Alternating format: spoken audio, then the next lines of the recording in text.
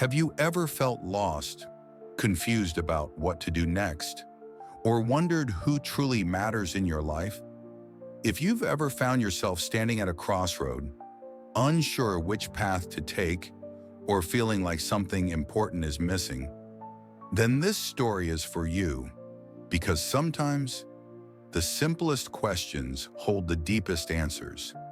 And today, you're going to hear a story that might change how you see your life. There was once a king who ruled a great and powerful kingdom. He had everything a man could want: wealth, respect, and armies that obeyed his every command. Yet inside, he felt empty, restless, like something important was missing from his life. Every evening, he would sit alone on his palace balcony, watching the sun set over his vast kingdom, and ask himself quietly, what if I could always know the right time to act, the most important person to care for, and the most important thing to do in every moment? This question burned inside him like a fire, and one day he decided to find the answers, no matter what it took. He gathered the wisest men in his kingdom, scholars, priests, and philosophers, and asked them, what is the right time to do anything? Who is the most important person in life? And what is the most important thing to do? The wise men debated for days. Some said the right time is when the stars align perfectly. Others believed it was only after careful planning and preparation. Some claimed the most important person was the ruler's closest advisor. Others argued it was the people of the kingdom. And when asked about the most important thing to do, answers poured in: win wars, seek knowledge, build monuments. But none of their answers satisfied the king. The questions remained unanswered in his heart. So he decided to seek someone wiser than the scholars, a hermit known to live alone deep in the forest, a man who spoke little, but whose wisdom was whispered about far and wide. The king set off alone, leaving behind his royal robes, his crown, and the trappings of power.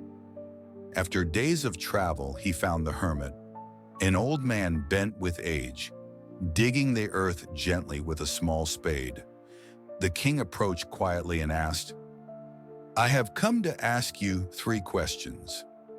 The hermit paused, smiled faintly, and returned to his digging. The king repeated his questions, but the hermit did not answer. The king looked at the hermit's tired hands struggling with the spade.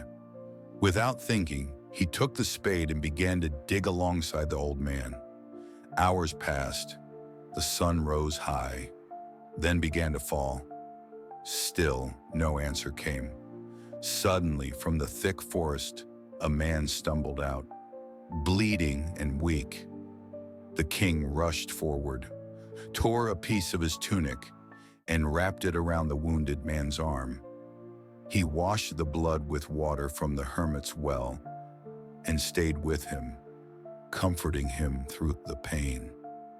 The wounded man's breathing slowed, and as the sky turned golden with sunset, he opened his eyes and looked at the king. I came to kill you, he whispered. The king's heart tightened. The man continued, my family's land was taken in your wars. My brother died fighting for our home. I hid in the forest to attack you when you passed by, but you did not return, so I left my hiding place. And your guards wounded me. I would have died, but you saved me. Tears filled the man's eyes. I no longer want to fight you. Please forgive me. The king took his hand gently. There is nothing to forgive. Rest now. That night under the quiet stars, the king, the wounded man, and the hermit sat by the fire. The king's mind was heavy with thoughts, but also calm. At dawn, birds sang softly as light spilled through the trees. The wounded man, now healed, was taken away to safety by villagers. The king turned to the hermit. "Please, before I leave, tell me the answers to my 3 questions." The hermit looked deeply into the king's eyes. "My king, you have already found your answers," he said softly. "The right time to do anything is now, this moment, because it is the only time you truly control.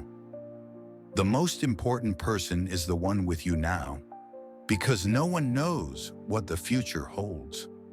And the most important thing to do is to do good for the person beside you, because kindness is the purpose of life."